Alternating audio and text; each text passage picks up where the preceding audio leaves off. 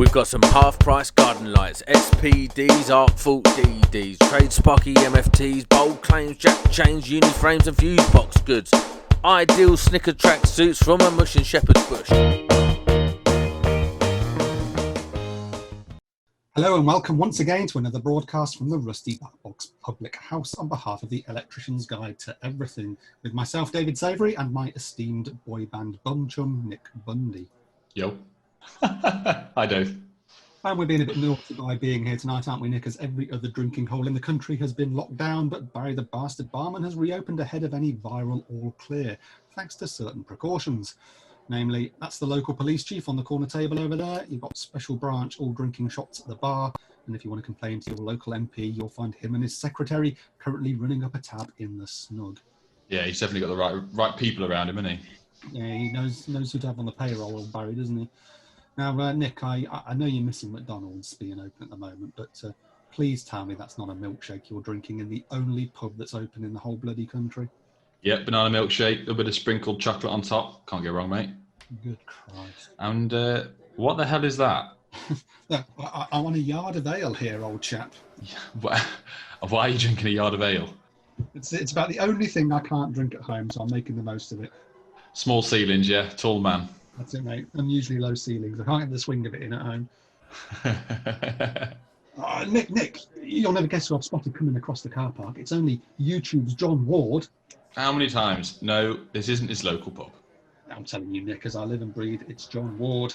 Is it balls? It's nothing like JW. Bloody is. He's going to come in here and he's going to say, "Hello, I'm JW, and in this establishment, I will be getting wrecked tonight on Stella Artois." Wouldn't that be great, Nick, getting wrecked with John Ward? He's coming in. Dave. John Ward isn't a woman. That's Cathy, who runs Little Miss Electrical, the female electrical outfit base in Yorkshire. Oh, yeah. Hey, Cathy, come over here and sit with us. Do I know you? No, we've not met. We're just a couple of knobbers who make YouTube videos. We've been on an SGTV channel, just like you. Okay. Also, you may perhaps recognise me, Cathy, from the front cover of February's Professional Electrician magazine. Perhaps you've seen it? Doesn't ring any bells. It was photographed from behind. Maybe if I turn my head this way and pretend I'm putting up an Avaya U light. Can't say it looks familiar. Yeah. Moving on. I know it's a bit cliche to ask, Cathy, but do you come here often? Nope, it's a shit hole, but it's the only place that's open. All the regulars look like losers. Oh. Do you two want another drink then? Oh yes, same again. Cheers. Another yard of ale? It's not the most practical of drinking vessels, I'll admit, but being of a metric bent, I do like to put away a good 90 centimetres when I can. Nick, what about you? No, my milkshake's still cold at the moment, thanks. Going back to that yard of ale while Cathy's at the bar, Dave. Back in my old rugby days, man of the match used to get a yard of ale. I've had about 6 yards before, and I think the second to last yard I ever had, the bottom of it was warm, so it was definitely piss. That's classic rugby players for you.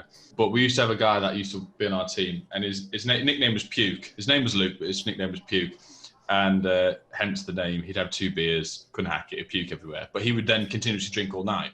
But the problem with him is there used to be, it's probably going to discuss quite a lot of people, when someone was having a yard of ale, a dog bowl was held underneath it. So any drips, or if anyone threw up into the dog bowl, he would then drink that and then throw up as well. And it was horrific, because watching him be sick, you've then got about 15 people that are watching start being sick as well. It was hideous. What's the matter with you? What? I'm speechless. This was at a rugby club, was it? Yeah, my old rugby team. At the time, it was kind of funny, but you're looking back on it, you just think, what the hell was wrong with us? I mean, charming. But other than that, yard of ale, can't go wrong. Twizzle it as you get to the bottom, and if it's warm, spit it out very quickly.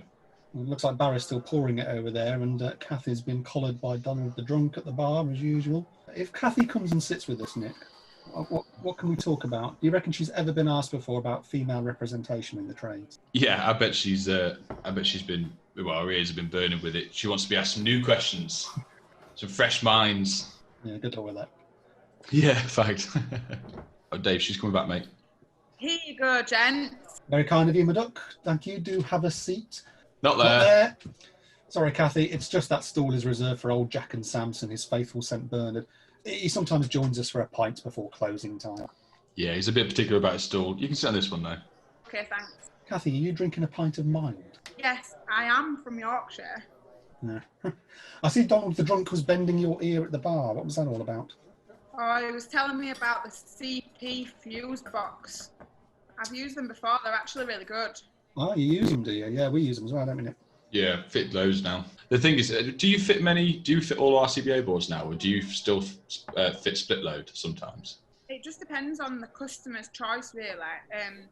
If it's a smaller fuse board, we'll usually spec an RCBO board, so that they're not losing the majority of the house if the RCD trips. Yep. But we do fit the odd split load one.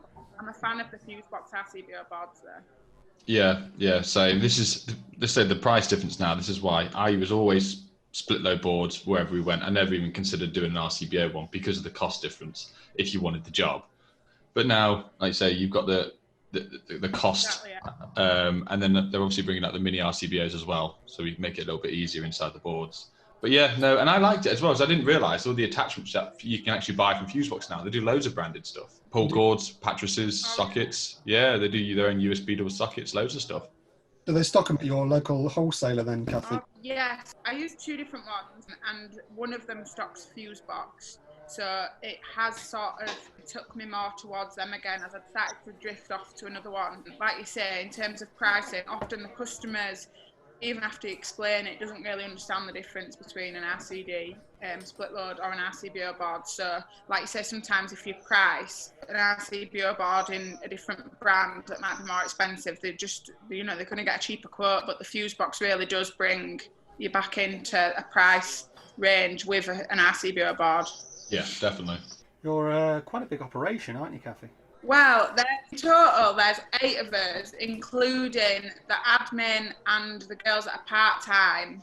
So they're not all full-time qualified electricians. Some of them are part-time, either on with qualifications or they've done some like evening courses or different stuff, and they're sort of gaining their experience now. I've got a couple that are on with their MVQ who do either part-time or subcontract to me to get the sort of portfolio requirements that they need. Yeah, that is impressive, isn't it? Yeah. We're just little fart box operations.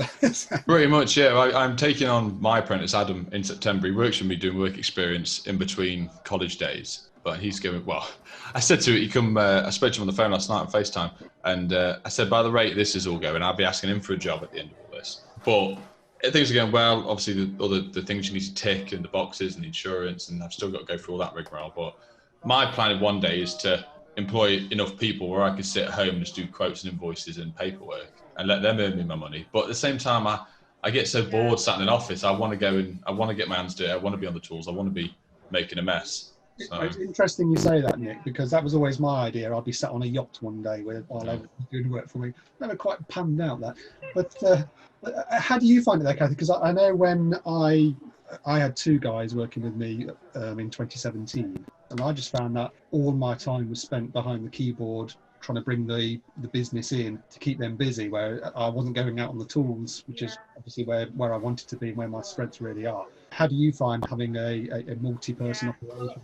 It's quite ironic that actually, because I retrained in electrics after doing law, and I worked in an office in Leeds doing conveyancing, and like a lot of my excuses to why I didn't stick with law was because I didn't want to work in an office sat behind a desk all day. And like you say, I probably spend more time now behind a desk than I did then. But I've sort of come to realise that it wasn't really the desk that was my issue. It was more the sort of control of my earnings and that sort of thing that was more what drove me, because my fella's a plasterer and he's self-employed.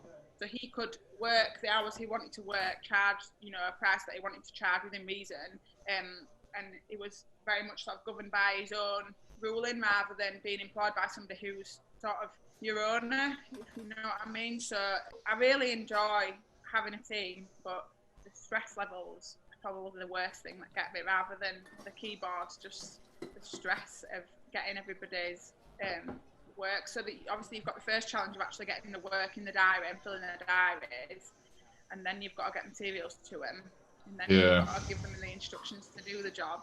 And the more of them you've got, the more people you've got to set up. And then obviously, because I'm it started off with just me, so I was earning a wage, but obviously because I'm spending a lot of time running the other girls, should I say, I then struggled to earn a wage as well. So you kind of lose a wage to gain other wages, but then, you know, if maybe a job runs over or they do something wrong or, you know, then you're losing that again and sorting it out or catching up or, So it's just, I really enjoy it, and I'm very driven, so I do see the rewards, but I also get really stressed. Yeah, well, this is the thing as well. If you can employ someone that can do the admin and can do the paperwork and you can trust to advertise for you, fantastic. But a lot of people, the other guys that I know, because we know what we want to do in our own head, we can see where we want to go. To be able to portray that across to someone else, to then trust them that they will run the business and not, you know, mess up. It's a big ask. It's a big stress. I think if there was someone out there that would do it for me, I'd go, maybe I'd test the water and see if they could do it while I could then jump on other jobs and do other things. But it's the whole trust issue, because you're putting your whole business in someone else's hands, really. Yeah, no, I was just going to say, obviously, you send somebody else, and then the customer might not be expecting that it wasn't you, or they might just do something a bit differently to how you was going to do it, or, you know, like, nobody works as fast as you do. So, yeah, there's all them things to consider when you're pricing and stuff. Yeah, that's a very good point, actually. I do remember I'd put the boys on a job back in the day, and then I'd go look at it and think, why are they doing it like that for? I wouldn't have done it like that. And you constantly, as you say, comparing their work to how you would have done it. And I did have a complaint once from a customer as well, because I went and dumped Nigel on a job, and the lady came back to me later saying, I didn't appreciate the fact that I put someone else on that job and that it wasn't me who to do it, and the expectation was that I would be the guy who turned up to do it, because I'd done work for her before, and that instead there was this guy who looked like a tramp that had just been dumped onto her doorstep. Yeah, poor homeless man. I know, yeah, I'd find that as well, because when I go and quote jobs, this is what I've said to a lot of young lads as well. Most of my times I win a job, it's because of me, my personality, the way you portray, being punctual. And it would be one of them, you go and quote a job, you give your enthusiasm, you give your personal touch on it, to then someone else turns up under your business name to do it. They're like, I can imagine a few people around me that know me would be like, oh, we'd rather have Nick than someone that works for him. But yeah, because of that, I changed my terms and conditions to say that the work may be undertaken by anyone representing David Savery Electrical Services Limited. So, you know, I just made a change in the terms and conditions so that if it ever happened again, I could say, well, look, these are the T's and C's that came with the quote. Yeah. My boyfriend is a plasterer. When I first met him, he wouldn't employ anyone because he was convinced that all his customers wanted him and that was it, nothing else. He wouldn't. There's 3 teams of them now, of a plasterer and labourer, but we've been to like 5 years now, and it took some convincing him, but it was absolutely convinced that nobody would accept anyone other than him. Yeah, no, I get that mindset completely. I really do. So I've been a bit like that at the moment, but this is what happens when you've got an apprentice and you can go and do all these jobs with him at this moment, and then when it comes to the stage where he is qualified or competent enough that I could drop him off on a job, most of the time it would be to a repeat customer that already has a rapport with him. So I get that.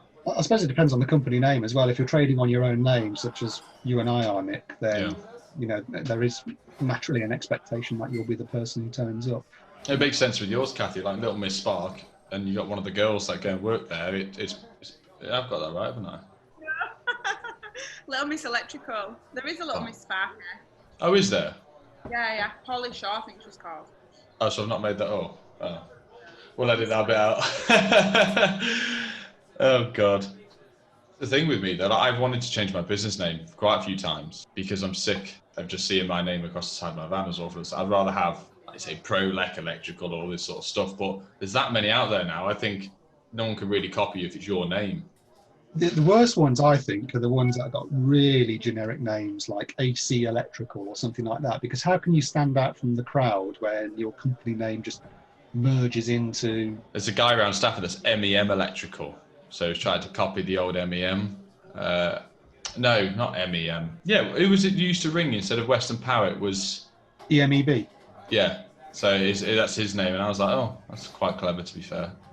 Getting you some work. But I remember I think Gary from GSH told me back in the day when there was nothing online, it was all yellow pages. Did he say this to you as well, Dave? Back in the day, they used to turn around and any electrical company that wanted to get high up in the yellow pages, they would be like AAA electrical. Because 3As would come at one of the first pages, which made sense. Yeah, I used to work with somebody who did that. He called his company All Star Electrical, but that was like a few years ago, so there was not really much need for it because obviously everything's online. So he changed it to his name now, but it was All Star Electrical so that he could get first in the phone book. Yeah, there's an all-star in Stafford, All-Star Electrical. And you got me right at the end, middle. Oh. Nick Baden Bundy. Nicholas Baden Bundy, that's it. I'll tell you, I'm sick of seeing your name around as well. Popping up on everything. I know my brother the other day went on YouTube and just typed in Bundy, and he goes, "You're on everyone's channel now," because he didn't know any about the SGTV stuff. Anyway. Sorry, lads, but can you tell me where the ladies' loo is? Yeah, try over there around the bar. Right at the fruit machine, I think. You know, Nick, I'm not sure if this bar has a ladies' loo. I don't think I've ever seen any ladies in here. I thought Barry the Bastard Barman put on a lady drink for half price night before lockdown. You said you were going to go to it. Oh yeah, Barry the Bastard's legendary grabber hag night. An evening of me and 12 other fat blokes sitting in silence. No good then. Nah, it's a washout, mate. There was so much Lynx Africa in the air, it made one's eyes sting. Half a bottle of bloody brute I put down my trousers, and all I attracted was a pack of stray dogs on the trudge home. Bummer. Oh, hang on, she's coming back. Did you find it all right? Yes, it was surprisingly hygienic. It's probably never been used before. No, never been in there. Did they have a poster in there next to the circus poster like they do in the gents? There's a trade sparky.com poster between the mirrors above the sink. Ooh, tradesparky.com, eh? Good prices, fast delivery. Yeah, worth a look, Cathy, if you've not used them before. Tradesparky.com. Cathy. You've got several ladies either directly working for you or subbing out to you, which is, it's still fairly unusual, isn't it, to have ladies in the trades. I'm in my times at college or whatever, I've never come across any female learners. I'm only aware of one female electrician in my area who I believe has just retired after about 20 years of working. I don't think she's doing it anymore. So it's still quite unusual. How do you manage to find so many in your area? Did they gravitate towards you, or did you happen to come across them? How does it work? It's like hunting for magic mushrooms, I guess. Dave knows about that. Not that I've ever done that, but I've done all sorts of Facebook posts. I've got in touch with local colleges. I've met the odd one on courses. Yeah, so it was a bit of a mad hunt.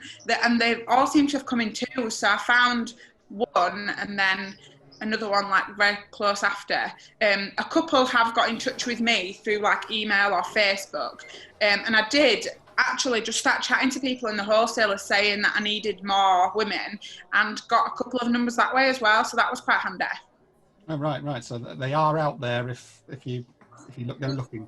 Yeah, there isn't loads that are like I say qualified and really experienced. A lot of them are like struggling their way through, and I've been a bit of a break, like a clean break for them really. I think they just struggle to get placements or work experience or apprenticeships because I just think a lot of companies don't really. Like I had a chat with a guy in the wholesalers, and I had a young lad on work experience, and he'd been offered a young lass on work experience, and he kind of said he didn't really want a young lass with him when there was him and his son, because it would just be a bit uncomfortable, which you can kind of understand because they're not a big firm, are they? It's just them two. And I said I'd prefer another female joining the team, but I didn't mind taking a young lad on work experience. And we ended up swapping the numbers, and I started taking the girl on work experience and he started taking the lad, so it worked quite well. But I do think a lot of people are just, they just presume that you're joking or that you're gonna, I don't know.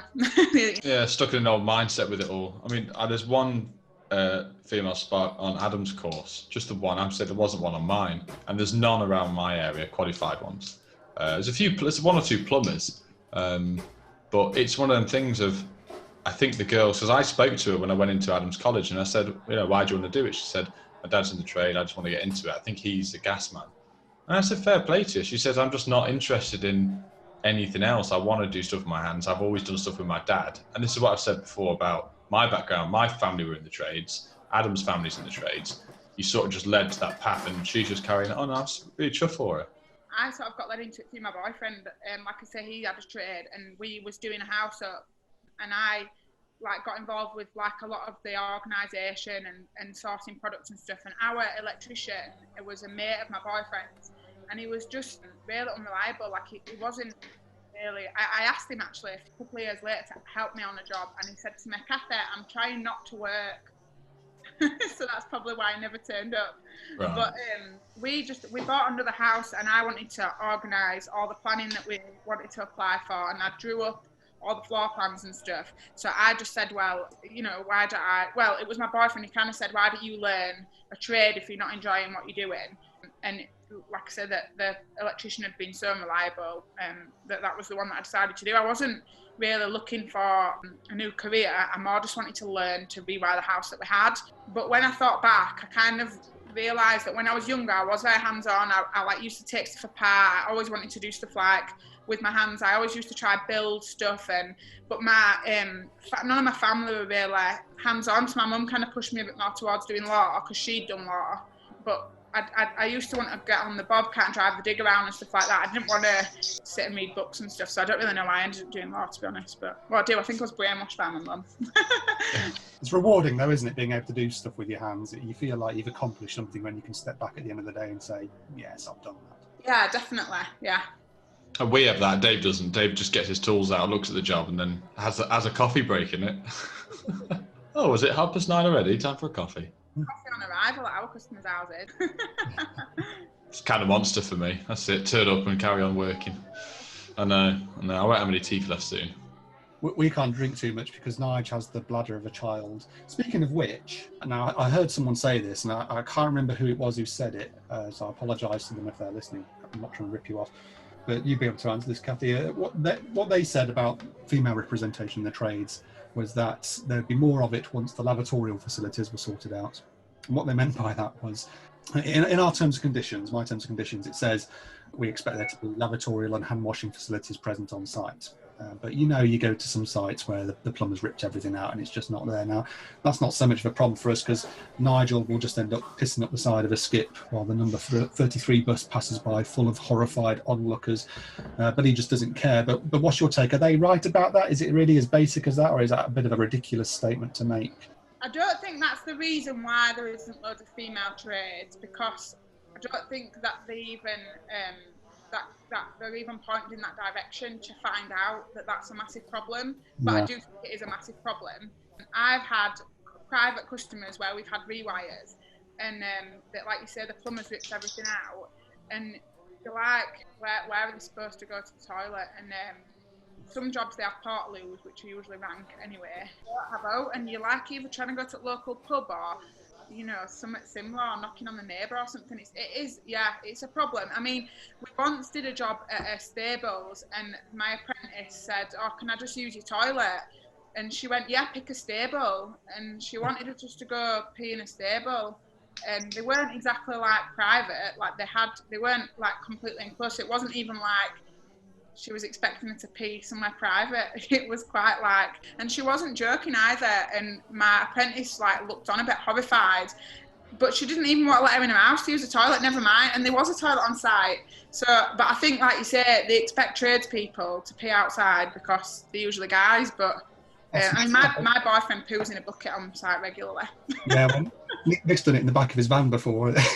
He does it all the time. When we'd go to our house, he'd walk in the front room and he'd just be like behind a piece of plasterboard sat on a skimming pot. What are you doing? Dave's all right there. When Dave can just wee whenever he goes. He's got a nice little bag stuck inside his leg. Yeah, this is it. Yeah. Get yourself outfitted. Got a little bag. Yeah, got a catheter bag sat on the side of his leg. All right. I know a joiner that's got some sort of parlour in his van because he works with a female plumber. But I've never really looked into how that works, but I'm sure he had some contraption. How have we got onto this? It's right though, there's definitely, I mean, sorry to be a bit gruesome, but if you're on your period and there's no toilet on site, you've got a bit more of a problem than just peeing behind a house or whatever. I mean, I've grown up on a farm, are we anyway? I'm not really bothered, but you can't change your tampon in a bush, really. No, there needs to be some sort of thing put in place in there. Yeah, I mean, I think it's hard because obviously on big sites, there's probably a requirement, isn't there, for toilet facilities for guys as well? For obviously if you don't just need a wee, but in private customers' houses where we do a lot of our work, where it's been gutted and they're rewiring it, to hire a portaloo, it's like 50 quid a week. Yeah. Maybe we should price it on the job. Is most of your work domestic, Cathy? Yeah, a great deal of it is, yeah. We've moved a bit more towards commercial because one of our, she started in June last year now, but she's got a more commercial background, which did sort of make me kind of look for more commercial work. But we do still, a great percentage is domestic work. How do you find being a bigger organisation? I take it you're VAT registered, of course. So how do you find that affects domestic clients? Because when we were VAT registered, it nearly fucking finished the business off. Because what we found was a lot of homeowners will just see those 3 letters and think, well, I'm paying 20% more than I would be with this other one-man band outfit, whatever. Or they'll try and get you to drop it for cash or shit like that. Do you find that VAT's a bit of a barrier, or is it not too bad for you? Well, we went VAT registered in December 2019, so I could just see us heading towards it, and there was nothing I could do about it really. I went from this time last year, I took on a male electrician, and then about 2 months later, I took on another female electrician. And so at one stage, there was 3 full-time electricians on site, so our income just tripled within 2 months. So our turnover, should say. So we, like I say, we were sort of hurtling towards it without much control. I'd say we are I can tell people choose a different quote because we're too expensive or more expensive quite often, more than what I noticed it before. I did slightly decrease my prices so that, for example, a 50 quid rate would then become 60 quid. So if you did a call out and it was 60 quid, it then becomes 72 quid. So I sort of went halfway between at 55, which then goes to 66. So that kind of isn't as bad, but obviously I'm not getting any of the VAT, which is, Yeah. I found I did the same thing, and I absorbed some of the cost of it myself. I was like, well, I'll, rather than just sticking 20% on everything, I'll actually take some of that hit myself. So I was getting less per hour. And then there's this 20%, because it's annoying, isn't it? It's based on turnover. The threshold's quite low, and it's a 20% wallop straight away, and that's quite hard to sort of stomach, isn't it, for a lot of people? Yeah, definitely. I think as well, we did start to try and move more towards a bit more commercial work then, because that made more sense. Obviously, VAT doesn't apply to a lot of commercial companies. Well, it does, obviously, but if they are VAT registered, you don't pay it. Obviously, it helps out when you're buying stuff like tools, but with materials, it doesn't really make a difference because you pay the VAT whatever, so you've got to charge it whatever.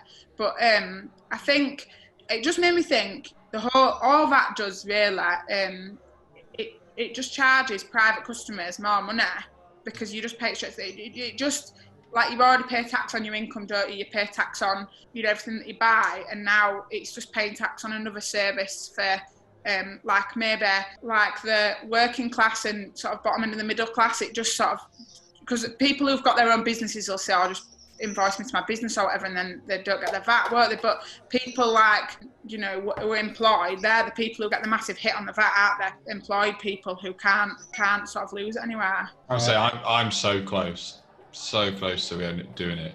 Well, they're sneaky bastards as well, because if you come off it, I think the threshold is 85,000 on your turnover to automatically become VAT registered. But if you come off it, if you say, right, I'm going to keep my turnover low, they drop it to something like 83,000 or 81,000 or something. I can't quite remember what it was, just to try and get you back in it. Yeah. So not only have you got to then keep your turnover low, but you've got to keep it even lower than it would have been previously before you registered. If you can get customers to pay for materials direct, that's probably a good way to try and keep under it, and then you just collect them. Because I did consider doing that, but we were not even close. Our turnover in January was about 112,000 since June last year. So, in 6-7 months, it was way over. But then when you look at what your actual profit in that is, your profit goes your percentage of profit goes down even more, because now you've got a chunk that's allocated to that. Yeah, I know. I don't want to get VAT registered. I want to steer away from it, but this is the problem. I've got so much work at the moment, or had so much work at the moment. and buying some materials. And like I say, expensive materials as well. The small stuff that we bring out, the more technical stuff, it's just costing more and more money, and it all adds up. Like I say, I've tried to get on the route of getting customers to pay for it directly, but then sometimes you just feel like if they know exactly how much the materials are, then they know exactly how much you're earning, and they might turn a bit of a face at it sometimes. If you're doing a house rewire, and let's say you charge them $4,500, most of the time materials are going to be $1,000, and they're going, well, you're making $3,500 in a week off us. That's if you get it done in a week. Some people turn really shitty about it, but that's just the way the world works, really. But I don't know. I'd like to do it, but it's the same time, it's letting yourself out there, let your guard down a bit. People know exactly how much you earn. We charge 20% on all our materials. Yeah. See, I don't. I've never done it. I've never done it. You don't mark up your materials? No, never done it. I'd rather, around my area now, there's 22 Sparks around the town I live in, so it's quite a lot. So you've got to be competitive. I've just never done it from growing up in a small village, and they're all old people, and I just did it all for as little as I can for them to try and get the work, and obviously it's grown and grown and grown. But even now, I don't really mark it up. I know I should. I put 10 to 25% on my mat, so 10% on the things that aren't going to cause me any trouble, like knockout boxes, cable, the nuts and bolts. But up to 25%, things like LED floodlights, things that you might end up having a warranty call out on, just to cover yourself for that. But it's right to mark up materials, because even if someone looks at the Screwfix catalogue and says, well, how come you're charging me an extra 20% on what I can see the price is here? The thing is, you're the one who's planning the job, you're going out, buying that, you're delivering it to site, you're taking on the warranty support for it. So, there's all these time overheads that go into material selection and provision. And yeah, you should be able to put a markup on that to cover that. And like I say, to cover any warranties, any warranty jobs that you have to go out and sort out.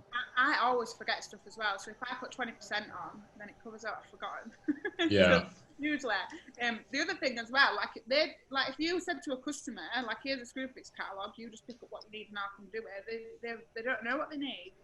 When a customer says, if I get the materials, straight away I think, well, you might produce 5 sockets or whatever, but a lot of the time they won't produce the back boxes, they won't produce the cable, they won't produce the clips, they won't produce the screws, the plugs. And also, I don't charge per screw and plug, so that 20% is not always profit. It sometimes covers something I might have missed off, I've forgotten. It'll cover, bits and bobs like screws, and knowledge involved in getting a list together and going and collecting it and liaising with the horses. And also, sometimes you don't get paid straight away for the job. You've paid for the materials up front, and I've paid for materials and not been paid for 2-3 months before. So it's kind of covering the fact that you're paying for them up front and forking out the money. Yeah. You don't have a line in your invoicing for sundries. That's what I do. For a small job, it might say sundries £5. That covers your screws, your plugs, your grommets, and all the little knickknacks that you can't be asked to individually account for. Yeah, it's a good idea. I'm not as organised as you. I know what you mean though with putting a bit extra mark, because I always forget. There's always one thing on a job I always forget, and most of the time one of them things would be more than the 20% I would have put on top. So you end up just swallowing that. Oh, great! But most of the time people are quite forgiving, should we say, or understanding. Who's that over there in the corner selling stuff out of a suitcase? Yeah, that's Jimmy the Thief. I'm surprised in it tonight with all the increased police presence. You're joking, aren't you? Every copper I've ever met has fancied himself as a bit of a sparky on the side. And this crowd have been snapping up the Ideal Twin and Earth kits all night. Have you seen those, Cathy? No, what's that? Ideal, have you got one, Nick? Yeah, the wire strippers. Yeah, the Ideal have got this Twin and Earth kit out. That's got wire strippers. It's got some of their new range of maintenance-free connectors. Yep. And they've got a hell of a sharp cable cutters. Have you seen them, the yellow-handled ones? Yeah, Ricky did a video on the EGT YouTube channel demonstrating it all, didn't he? With his nephew or his stepson? They were sharp. I've got the, I picked up the other week, the RJ45 crimping and strip set. You do much data work at all, Cathy? Not loads. Usually bits with, if we're doing a rewire and we'll put some data points in behind the tellies, but not we don't specifically do it. Ideal have got this feed-through crimp tool now that Nick's got. I haven't got one yet, where you sort of feed the wires through and it trims them off and terminates them so you don't get any miswires, which is rather handy. The thing is, I barely ever do it, to be fair, and I actively stay away from it, but the more and more rewires I do offer it, like you said, Cathy, just in the background, and I actively try and stay away from it. I end up doing more and more and more, to the point where I think it was a couple of months ago, I ended up putting a hub in for someone and rewiring the whole house and putting 2 internet points in each room as well. So. One thing I find on rewires that people often forget is you say to the client, where are you going to put your wireless router? Oh, I haven't thought about that. The phone point's in the hall or whatever. There's no socket next to it to power a router from. And the ideal place for it is perhaps not there anyway. It needs to be perhaps where the TV would be so they can hook it directly to the TV. So I always say, well, I'll move your comms, or I'll put in an extension within the rewire to get an RJ45 point or a secondary telephone point to where the router needs to sit. So you say your fellow's a plasterer then, Cathy? That must be jolly handy. Yeah, definitely. Most of the time, sometimes he gets annoyed with the patching and says, I don't want to do your shitty patching. Well, yeah. Thing is, you get some jobs where the chasing is perfect and it's just a little channel, but then we all know what type of plaster it is. You hit it down where half the wall falls down, and then you just... yeah, but then you can have a nice chat about work in bed late, can't you? Saying, did you enjoy the half the wall that had to repair because of me? When I first left law, the first thing I did was went plastering with him, and I'd been doing bits on a weekend with him. So I did like a really big house in Scotland. I plastered it with him, and like I say, when I met him, he was quite uptight about letting people have a go. His labourers laboured, and that was it. And I was like, I want to do it, let me have a go, pass me that trowel. So if he's in a boo now and I want him to do some patching, he tells me to do it myself. He's like, you know how to do it yourself. Well, that's a bonus. My plastering is as good as me shitting my hand and clapping. It's awful. It is terrible. Thing is, if I'd spent a day with someone that taught me how to do it, I'd probably do it more often on my jobs, but I get a lot of customers saying, oh, do you patch your work up afterwards? Nope. I did a plastering course in 2013. Both Nigel and I did it, actually. We both attended this plastering course. I think it was a week long, and I still can't muck spread for love nor money. It is an art form. I mean, I turn out to them. Yeah, really you have is. somewhere to really practice it, don't you? And I've got no shit walls in my house. I can get on with it. I did like 6 months with him, and I'd done a lot of weekends with him before, so I did pick it up quite well. But about 3 weeks ago, when we had the fire, I went plastering with him while and he gave his lad a few days off, and I had to go again, and I just thought, fucking hell, I don't know how to be arsed with this. Like, and I'm just like, I'm clean. I was clean this morning. My van's clean. My stuff's clean. And this is just a mess. This is the problem I found. Because my dad was a painter and decorator, and I used to help him out every now and then. And the difference with electrics compared to that, painting and decorating, yes, there's different aspects for wallpapering and painting, but every day you're either changing wallpaper or you're painting. Same with plastering. If you're a plasterer, you're just going to be plastering the same thing all the time. At least with us, there is a massive variety of electrical work you can do. Lofts, floorboards, outside, gardens, hot tubs, rewires, commercial. There's a lot of different things to it, but it would eat me up alive having to do that. And I say get dirty constantly. I hate painting more than anything. Yeah. Hate it. Absolutely hate it. It's the worst. It really is. But are you using this lockdown business to do stuff around the house, Cathy, or are you out working on the tools still? So I'm using it more to do admin. I'm definitely not doing anything in my house. If you saw my house, you'd understand that comment. But no, we've got like a bit of a project here, and we're waiting for some planning to get passed. So that's doing work in the house is just out of the question at the minute. But I've been able to catch up with a bit of admin, and I've been working a bit on our home cover that we're trying to. When I say we, I'm trying to launch, which is why it's taking forever because it's just me doing it. But yeah, no. So I've been out on the tools a bit as well. I've been just prioritising call outs for me, and then getting the other girls set up on jobs. You've done nothing, have you? You've been off a month now. Been off for a month. I've done 2 call outs. I'll show you a picture of my office now, Dave, so you can see on my phone. Did all this. I decorated my entire office, filled it. Back garden's done. Utility room's completely done. The kids' rooms are done. The lounge is done. I bought a massive fish tank. I'm just running out of stuff now. tropical. Yeah, we've got tropical fish. We've got loads of different types, which is really, because obviously the pet shop was still open near us because to get cat food and all that sort of stuff. And I was there, I was like, oh yeah, something for the kids to look. Because all we've been trying to do is just do stuff to keep the kids entertained. We've been trying to do their homework. We've been trying to do stuff in the garden. Luckily, I bought a bouncy castle, like not a massive one, like one of the ones from Asda a couple of years ago. And it's been lovely weather. We've got the pool out. But there's only so much you want to stand out and watch them and help play with them. So you just go, even the kids are bored of it. Is it out of choice then that you're not working, or have you just not got the work? It's our choice. I've got so many jobs to do and I've got so many jobs to complete. But my issue is my mum and auntie, who I see a lot, are both old and vulnerable. I've got 3 young kids. My best mate's a paramedic, which is also going out with my sister-in-law. So I'm going to be slightly related to my best mate at some point. But he's a paramedic. He caught it off someone he was helping. He's been self-isolated for 2 weeks. He got tested positive. He's all right now, but it's all around our area. So I just thought, I'll knock on the head, because I said to Adam, my apprentice, I said, stay at home, be safe than sorry. I've got enough savings to carry on with it all, and we'll pick everything back up once we get the all clear. I've got a call out to do. I've got a job to work in an empty shipment place.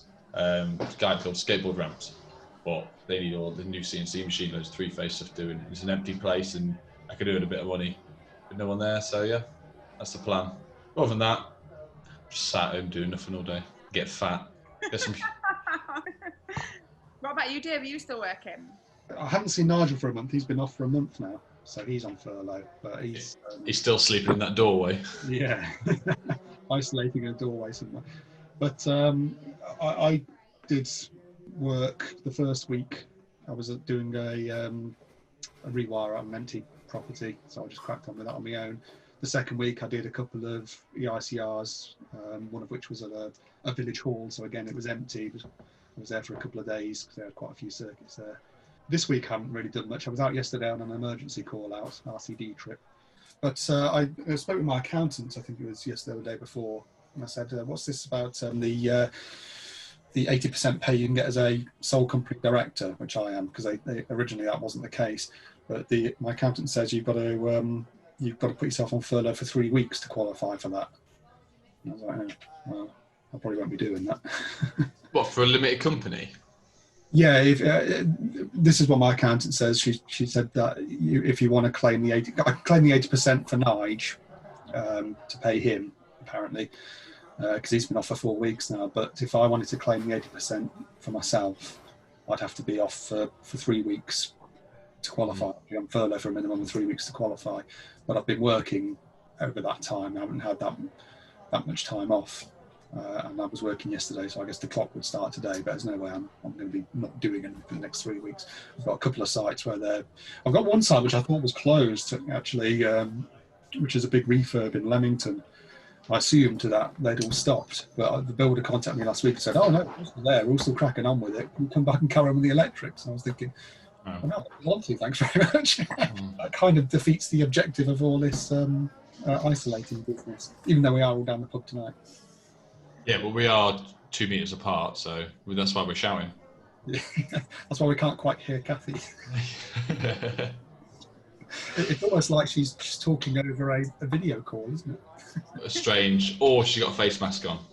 That's it. That's it. That's what we'll go for. 2 meters away from the mask on. That's what's doing it. So have you ever thought about doing any video work, Cathy? Anything on YouTube or whatever? To be honest, I have. It's one of them things that's on my massive to-do list, and because it doesn't interest me massively, and it doesn't, it's obviously time-consuming and stuff. That's why I've not really I started putting bits of stuff on Instagram and stuff. I use something called Recur Post now that sort of auto posts all my social media, and it keeps on top of it and stuff. So as long as I fill that with content, and it's really easy to do on an app on my phone. I kind of just it doesn't. It's annoying because it doesn't work with Instagram properly. It always fails, but. That's sort of the most of the social media that I do, because I'm not really a YouTube watcher. My boyfriend will sit and watch boxing on YouTube and the most strangest fucking videos of weird stuff. Yeah. All night, and I'm I'd rather sit on my scheduling or invoicing software and arrange my customers in better order or something. So I think it's just because it's not really what I do. I don't really, but I think it would be a good idea, because I don't think there is many women sparks in the UK that do it. I don't see any. I've never seen a female spark on YouTube.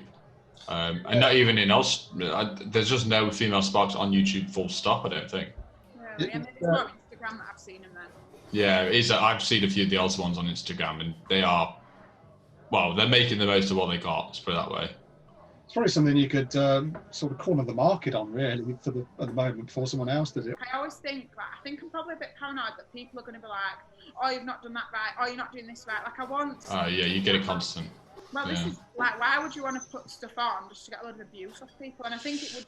I think, like, I'm not saying that I would, and that's the only thing, but I think being a female spark as well, I'm definitely going to get more abuse from guys who have got a bit of a bee in the bonnet about women thinking that they're electricians when they're not, because I already get abuse like that from people. If I sort of post, if there's, like, I was in my local paper when I first started and I got quite a lot of abuse then. I suppose that's my probably main sort of worry, is that if I did start doing stuff like that, I would get a load of the shit off people that I can't be arsed dealing with. Yeah.